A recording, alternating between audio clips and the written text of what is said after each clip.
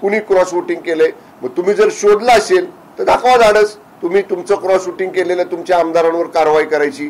त्यामुळं त्यांच्यात अशा पद्धतीनं स्वतःच्या घरामध्ये जे चाललंय, स्वतःच्या महाविकास आघाडीमधले आमदार नाराज आहेत, स्वतःच्या महाविकास आघाडीतले आमदार महायुतीला उघड उघड मदत करतायत, हे समोर आलेलं आहे. त्यामुळे तुमच्या घरात काय चाललंय ते आधी बघा, ते नीटनेटकं करा.